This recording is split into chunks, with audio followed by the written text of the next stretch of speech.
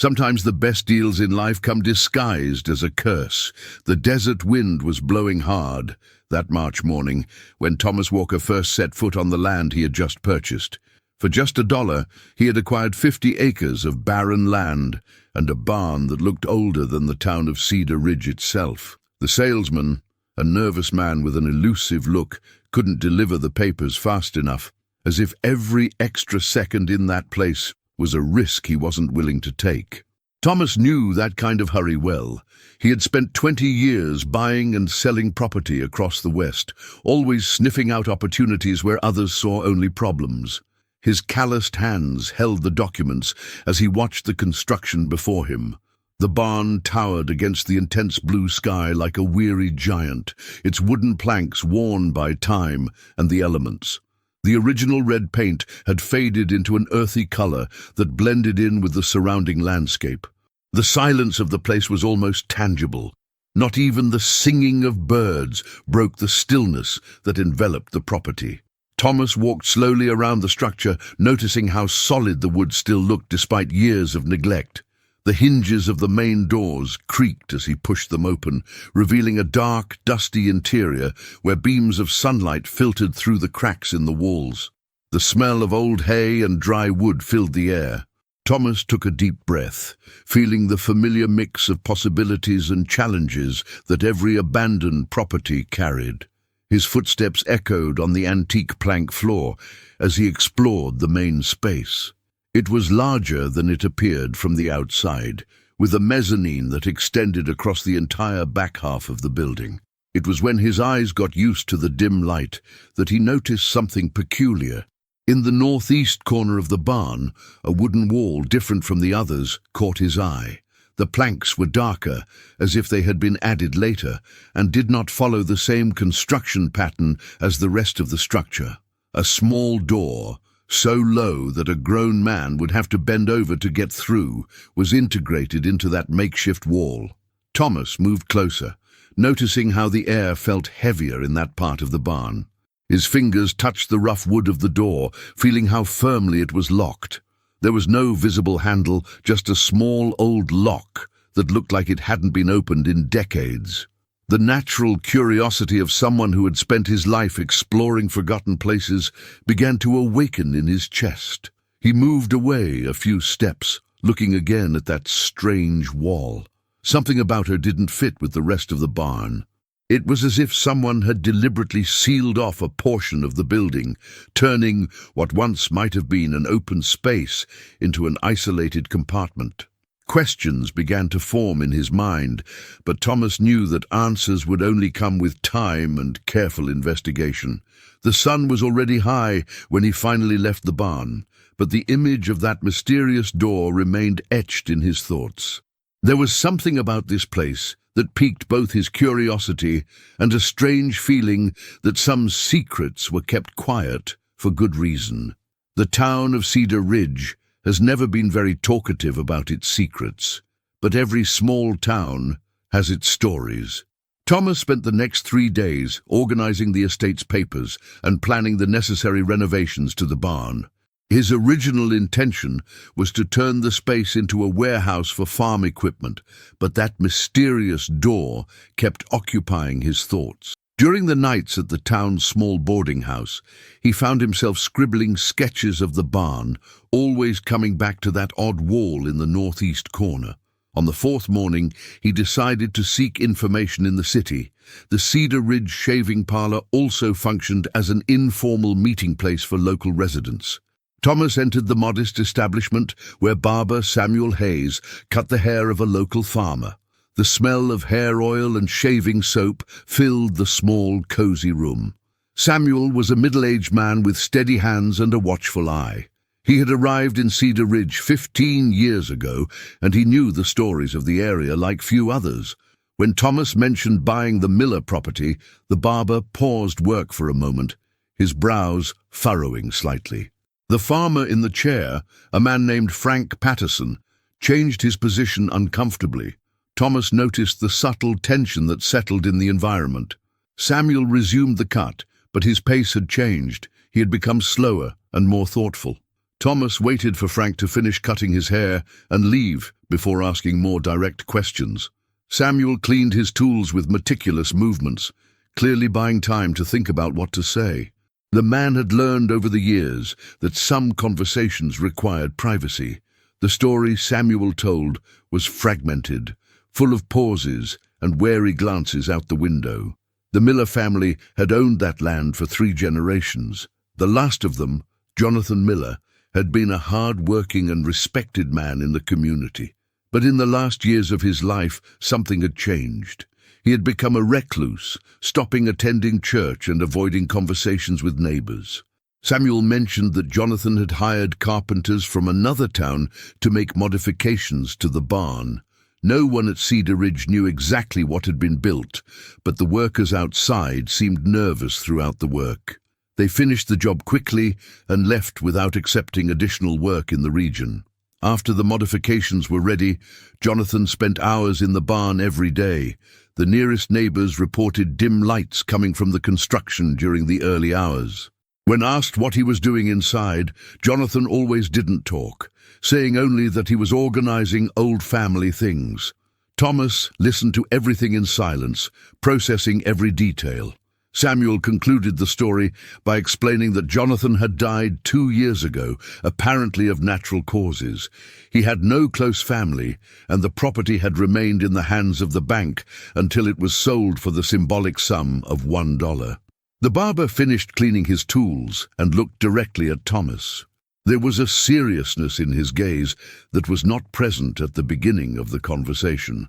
He mentioned that some of the peons who had worked for Jonathan in the last months of his life refused to talk about what they saw in the barn. 2 of them had even left the city shortly after the farmer's death. Thomas thanked him for the information and left the room with more questions than answers.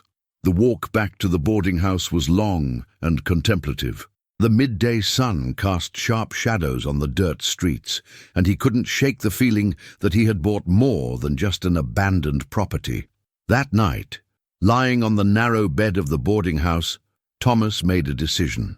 The next day, he would return to the barn with the tools needed to open that mysterious door. Some secrets require courage to unravel, and he had spent too much time wondering what Jonathan Miller had stored in that sealed compartment. There are times in life when curiosity becomes stronger than prudence, and man must choose between the security of ignorance and the risk of truth. Thomas arrived at the barn the next morning carrying a toolbox and a determination that had grown through the sleepless night. The wind blew softer that day, but it still carried the dry desert dust and the distant smell of mugwort. His boots made the same hollow sound on the wooden floor as he entered the building, heading directly towards the mysterious wall in the northeast corner. The morning light that came in through the cracks illuminated the small door differently, revealing details he hadn't noticed before. The wood around the lock was darker, as if it had been touched repeatedly by sweaty hands. Small scratches on the surface suggested earlier attempts to force open, but the lock had withstood all efforts. Thomas carefully examined the ancient mechanism. It was a simple lock, the kind used in barns and stables, but there was something peculiar about its installation. It was attached to the inside of the door, which meant that Jonathan Miller had locked that compartment from the inside before he went out and found a way to seal the entrance completely. Using a small lever, Thomas got to work on the hinges of the door. The wood had swollen with the dampness of the years, and each movement required considerable force. Sweat began to drip down his forehead as he alternated between the lever and a hammer, trying to loosen the rusty nails that held the hinges in place. After an hour of painstaking work, the first hinge gave way with a long metallic groan. Thomas stopped to wipe away his sweat and assess progress. The door now hung irregularly, supported only by the top hinge and the lock. Another 15 minutes of concentrated effort were enough to completely free the entrance. When the door finally opened, a peculiar smell escaped the compartment. It wasn't the decaying odor or wetness Thomas expected, but something more subtle, a mixture of old leather, aged paper, and a sweet aroma he couldn't identify. The interior space was completely dark, and he had to fetch a flashlight from his toolbox.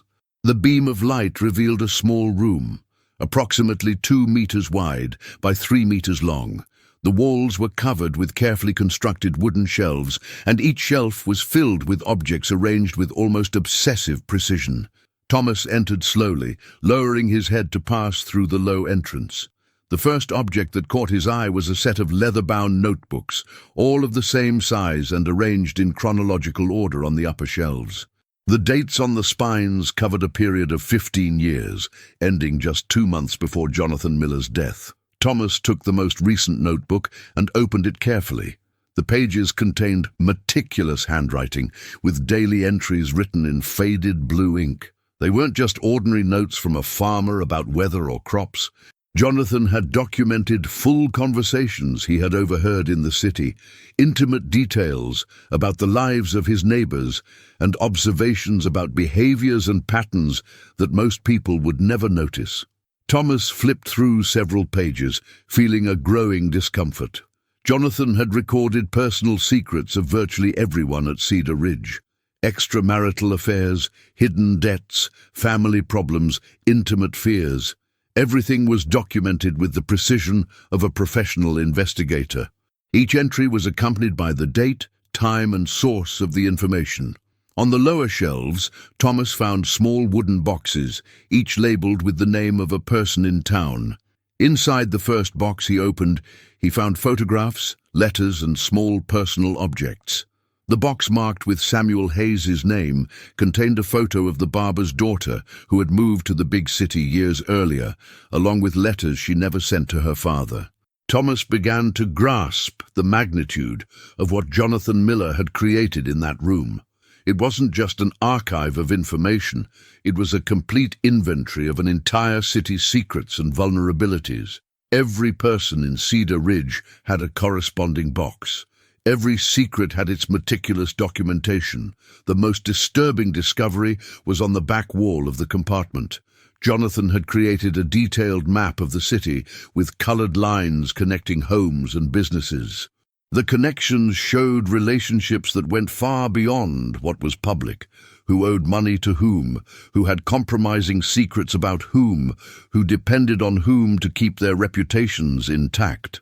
Thomas remained in the room for more than 2 hours, examining notebooks and boxes, trying to process the extent of what he had discovered. Jonathan Miller had not just been a reclusive farmer. He had become the unofficial keeper of all of Cedar Ridge's secrets, a silent observer who had turned his curiosity into a dangerous obsession. When he finally came out of the compartment, Thomas sat on the floor of the barn, staring at the open door. Now he understood why the property had sold for only $1 and why some peons refused to talk about what they had seen. Jonathan Miller had died, but his legacy of secrets remained intact, waiting for someone brave or unaware enough to discover him. The question that now weighed on his mind was no longer what Jonathan had kept in that room, but rather what he should do with such a collection of dangerous truths about innocent people. Some discoveries carry the weight of changing not only those who make them, but an entire community that does not even suspect their existence. Thomas spent the entire night walking the deserted streets of Cedar Ridge, observing the quiet houses and trying to process what he had discovered. Every illuminated window, every shade on the balconies, every nighttime sound now carried a different meaning. He knew secrets about people who slept peacefully without imagining that their intimacies had been catalogued and kept for years. The next morning, he returned to the barn with the clarity of mind that the night of reflection had provided. He needed to take a closer look at what Jonathan Miller had left behind, especially the older notebooks, to understand how it had all begun. The answer was in the first pages of the oldest notebook, dated 15 years ago. Jonathan had started taking notes after his wife Martha died in an accident. The first entries showed a man devastated by loss, trying to find meaning in his grief. He had begun to pay attention to the conversations around him, initially as a form of distraction from his own sadness, People talked about their lives, their problems, their joys, and Jonathan found that listening to others helped him temporarily forget about his own loneliness. What started as an emotional survival mechanism has gradually turned into something more complex. Jonathan realized that he possessed a natural talent for remembering details and connecting seemingly unconnected information. He began jotting down conversations not out of malice, but out of genuine fascination with the complexity of human nature. The notebook showed the evolution of this innocent curiosity into a systematic obsession. Jonathan had developed sophisticated methods for gathering information. He frequented different establishments at specific times, positioned himself strategically during social events, and even cultivated friendships based on the amount of information certain people shared. Thomas found evidence that Jonathan had never used this information to blackmail or harm anyone. On the contrary, some notes showed occasions when he had helped people discreetly, sending anonymous help to families in financial difficulty, or indirectly warning of dangerous situations.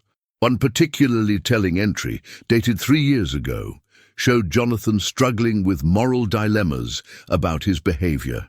He wrote long paragraphs, questioning whether he was violating people's privacy or simply being a keen observer of the human condition. The handwriting on these pages was less precise, revealing the emotional turmoil he felt. Thomas also discovered that Jonathan had tried to stop several times. Some notebooks had gaps of weeks or months, periods in which he had apparently resisted the urge to document everything, but he always came back, drawn by the sense of understanding his community in a way that no one else could. The most disturbing aspect of the discovery was not the existence of the records, but rather the realization that Jonathan had become a kind of unofficial collective memory of Cedar Ridge. He knew about marriages that nearly ended, about children who were given up for adoption in secret, about favors that changed fates, about petty lies that sustained entire lives. Thomas spent hours reading about people he knew superficially about the city. Samuel Hayes, the friendly barber, had lost his first wife in circumstances he had never revealed to anyone.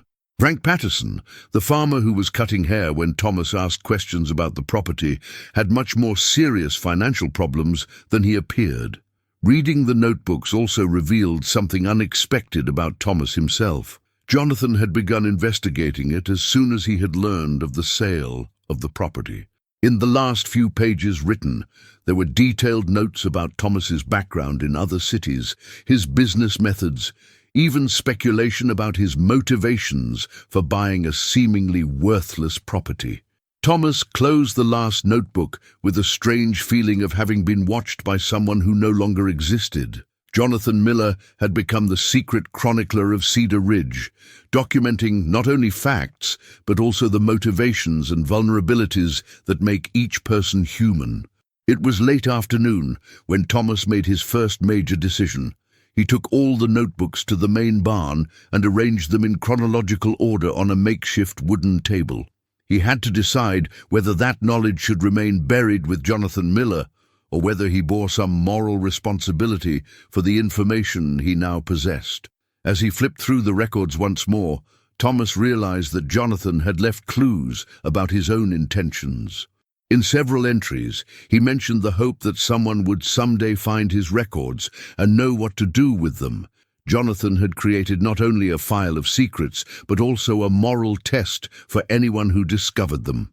The sun was beginning to set as Thomas finally understood the true nature of his situation.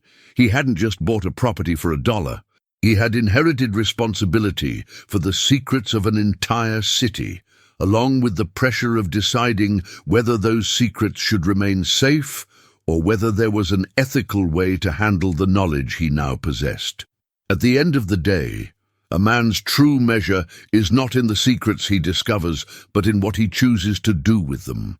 Thomas spent 3 full days in the barn, reading every page, examining every object, trying to understand not only what Jonathan Miller had done, but why he had done it. The final answer came when he found a sealed letter hidden at the bottom of the last box, addressed simply to "Whoever finds this place." The letter was long and revealed Jonathan's innermost thoughts about his obsession. He acknowledged that he had crossed important moral lines, but argued that his work had served a greater purpose. Knowing the secrets of his community had allowed him to help people in ways they never knew. He had prevented tragedies, facilitated reconciliations, and offered anonymous support when they needed it most. Jonathan admitted in the letter that he hoped someone like Thomas would eventually find his records. Someone from outside the community, with no personal connections that would complicate the necessary moral decisions. He had observed Thomas for weeks before his death, concluding that he was a person with sufficient integrity to inherit this responsibility. The letter ended with a startling confession. Jonathan had left specific instructions with his lawyer for the property to be sold at the lowest possible price, ensuring that only someone genuinely interested in the land, not the profit, would become the new owner. The price of $1 had not been coincidence or desperation by the bank. It had been Jonathan's last ploy to choose his successor. Thomas folded the letter carefully and put it in his shirt pocket. He now understood that his decision would affect not only his own conscience, but also the legacy of a man who had devoted the last years of his life to documenting the humanity of his community. Over the next week, Thomas developed a plan that honored both Jonathan's memory and the privacy of the people of Cedar Ridge. He selected only the information that could genuinely help people in difficult situations. Indebted families who would benefit from anonymous help, sick people who hid their condition out of pride, relationships that could be saved with small interventions. Thomas created a modest financial fund using his own savings and began sending anonymous aid to those who needed it most. One family received enough money to pay off medical debts. A young couple has found resources to save their farm. An elderly widow discovered that someone had secretly paid for necessary repairs to her home. The boxes with personal effects were treated with special care. Thomas developed creative ways to return important items to their families without revealing how he had obtained them. Lost photographs mysteriously appeared in the post office. Important letters were left discreetly in places where they would be found by the correct recipients. The notebooks with the most sensitive and potentially damaging information were burned in a carefully controlled fire on the grounds behind the barn. Thomas watched the flames consume years of secrets, feeling a mixture of relief and melancholy. Some knowledge was too heavy to be carried by anyone. He kept only one notebook, the first one Jonathan had written after his wife's death. In those pages, there was more genuine human pain than invasive curiosity, and Thomas felt that preserving this part of Jonathan's story was important. It was a reminder of how suffering can lead to both compassion and obsession. Thomas turned the secret compartment into a small office where he kept records of his estate. The room that once kept other people's secrets now housed only papers related to the future he was building on that land. The symbolism of the transformation did not go unnoticed. 6 months later, Thomas had settled permanently on Cedar Ridge. The barn was renovated and transformed into the agricultural warehouse he had originally planned. He became a respected member of the community, known for his discreet generosity and the way he always seemed to show up when someone needed help. Samuel Hayes never knew that Thomas knew the story of his first wife, but he noticed that the new resident of town always found time for long conversations in the shaving parlor, listening with genuine attention when someone needed to talk about his concerns. Frank Patterson never found out that Thomas knew about his financial problems, but he was grateful when he received an unexpectedly generous proposal to sell part of his harvest. Thomas kept Jonathan Miller's secret with the same dedication with which the former owner had kept the secrets of others. The difference was that Thomas had learned when to reveal information to help and when to keep it quiet to protect. On warm summer nights, when the wind blew gently through the cracks of the renovated barn, Thomas sometimes thought of Jonathan Miller and the strange responsibility he had inherited along with this $1 property. There were times when she wondered if she had made the right decisions, but the peace she saw on the faces of the people she had secretly helped confirmed that some legacies, no matter how complicated, can be turned into positive forces. The secret room remained, but now it held only tools and documents without emotional weight. The real treasure Jonathan Miller had left behind was not the collection of secrets, but rather the lesson about how intimate knowledge of human nature can be used to both hurt and heal. Thomas had chosen healing, and Cedar Ridge became a slightly better place without ever knowing exactly why. Some stories end not with dramatic revelations, but with the silent choice to turn what could be destructive into something constructive. Thomas Walker had bought much more than a property for $1. He had acquired the opportunity to honor the memory of a complicated man and protect a community that had no idea of his vulnerability. You've just followed an extraordinary journey through the Wild West, where Thomas Walker discovered that some secrets carry the weight of an entire community. This story reminds us that the most difficult moral choices often happen away from the eyes of the world, but their effects spread like waves on a tranquil lake.